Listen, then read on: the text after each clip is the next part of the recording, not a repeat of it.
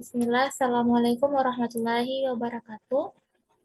Sebelumnya, perkenalkan nama saya Nur Solzia Makfira dari kelas B angkatan 2020 jurusan Gizi Fakultas Ilmu Keolahragaan Universitas Negeri Makassar.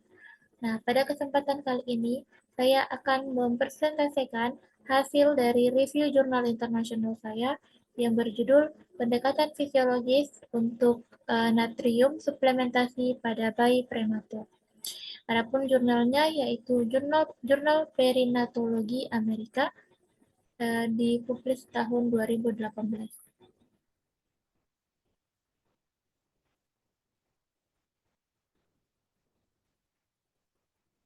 Ya, ini biodata saya.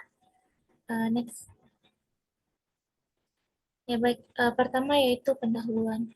Natrium adalah kation utama cairan ekstraseluler yang meliputi plasma darah dan cairan interstital. Tanggung jawab untuk menjaga komposisi cairan ekstraseluler sehubungan dengan konstituen selain oksigen dan karbon dioksida sebagian besar di area ginjal. Nah, kelahiran prematur menimbulkan tantangan dalam proses ini karena pada masa ini ginjal pada bayi itu belum matang dan tidak memiliki sistem pengaturan yang berfungsi secara penuh, termaksud dalam keterlibatan dalam homostatis natrium. Nah, di luar periode postnatal ini, ya bayi prematur memiliki kebutuhan natrium yang lebih tinggi daripada bayi cukup bulan dan anak yang lebih tua. Nah, karena itu, ini merupakan tantangan tersendiri dari peneliti. Next. Ya, untuk kita bisa lihat di sini, pada ginjal dewasa itu rendah konsentrasi natrium urin sering mencerminkan konservasi ginjal aktif natrium sebagai respon terhadap penurunan natrium tubuh total. Namun pada populasi prematur atau bayi prematur, itu pendekatan yang menggunakan konsentrasi natrium urin sebagai indikator status natrium tubuh total dikacaukan oleh ketidakmatangan tubulus ginjal dan kehilangan natrium urin wajib yang lebih tinggi, serta pematangan fungsi ginjal yang sedang berlangsung dengan usia postnatal. Adapun tujuan penelitiannya yaitu untuk menerapkan dan mengevaluasi algoritma praktis klinis untuk mengidentifikasi bayi prematur dengan defisiensi natrium dan memandu suplementasi natrium berdasarkan konsentrasi natrium urin. Tapi metode penelitian yaitu dengan menggunakan deskripsi algoritma suplementasi natrium, di mana ini merupakan pengukuran fungsi glomerulus dan tubulus yang dipublikasikan untuk digunakan menghitung kehilangan natrium urin harian yang diharapkan dan konsentrasi natrium urin pada usia kehamilan lanjut dan pasca kehamilan. Nah, dalam memandu suplemen natrium, maka peneliti menggunakan konsentrasi natrium urin dan serum. Nah, untuk mengatasi kekhawatiran bahwa perhitungan dapat melebih-lebihkan kehilangan natrium dan resiko hasil yang dihasilkan dalam suplementasi itu berlebihan, maka peneliti melakukan pendekatan pengembangan algoritma secara konservatif, di mana mereka memilih nilai yang mencerminkan kebutuhan suplementasi natrium dengan tujuan kurang dari nilai konsentrasi natrium urin yang dihitung per setiap kehamilan dan pasca kelahiran. Lanjutan. Nah, konsentrasi natrium urin ditentukan setiap 2 minggu, dimulai pada usia 2 minggu. Nah, urin pada bayi prematur dikumpulkan dengan menempatkan bola kapas di popok sekali pakai, di mana bola kapas tersebut tidak terkontaminasi tinja yang ditempatkan ke dalam jarum suntik yang 20 mili, dan urin dipindahkan secara mekanis ke dalam wadah spesimen steril. Nah, konsentrasi natrium urin ditentukan oleh laboratorium rumah sakit menggunakan elektroda selektif ion. Nah, hasil penelitiannya yaitu yang pertama, berdasarkan algoritma, terdapat 75% bayi pada kohort tahun 2016 menerima suplementasi natrium di atas diet normal mereka. 23 atau 58% bayi pada kohort tahun 2016 memiliki urin awal, di mana itu pengukuran yang dilakukan 2 minggu, eh, pas usia 2 minggu, itu konsentrasi natrium yang menjamin suplementasi. Sementara 7 atau sekitar 18% bayi lainnya memiliki konsentrasi natrium urin yang rendah pada usia 4 minggu pasca kelahiran yang memerlukan suplementasi. Yang selanjutnya yaitu asupan kalori, protein, dan total cairan serta keluaran urin harian adalah serupa antara kohort pada setiap titik waktu yang diukur. Rata-rata berat badan bayi itu lebih besar pada usia 2 dan 8 minggu pada kelompok 2016 versus 2014 sampai 15.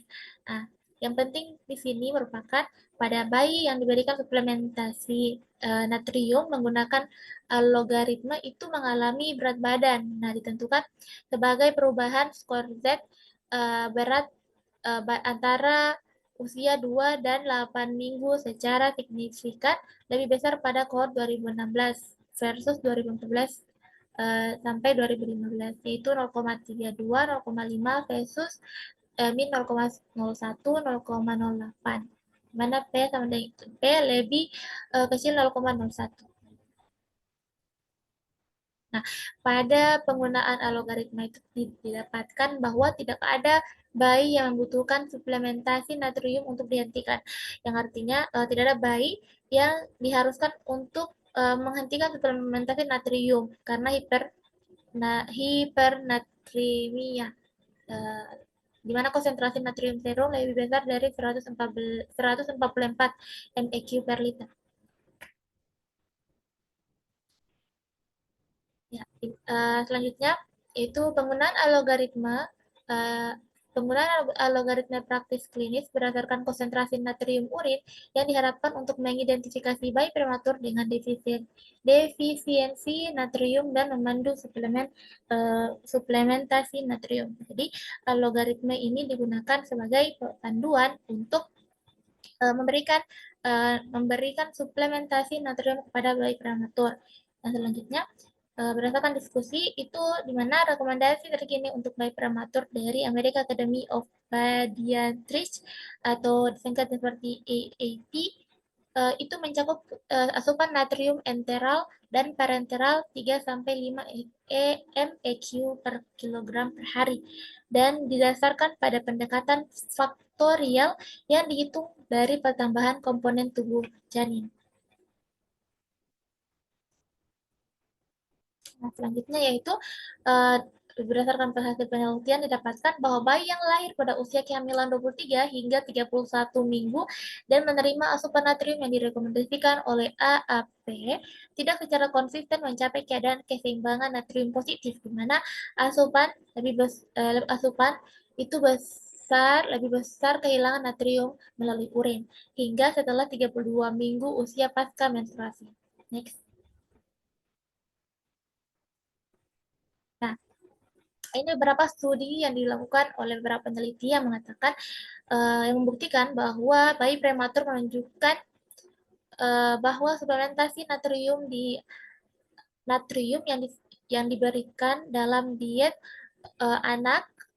dalam diet bayi prematur itu memberikan penambahan berat badan, di mana ini penelitian dari FNP et al. Di mana mengatakan bahwa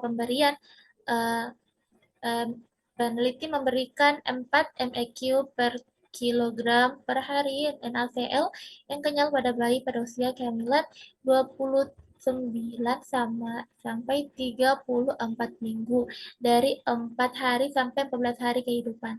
Nah, pada usia 2 minggu, bayi mengalami peningkatan berat badan sebesar 6% di atas berat badan lahir, sedangkan yang tidak diberikan suplemen itu mengalami peningkatan berat badan sebesar 2% di bawah berat lahir. Selanjutnya yaitu yang dilakukan oleh Eastman et al.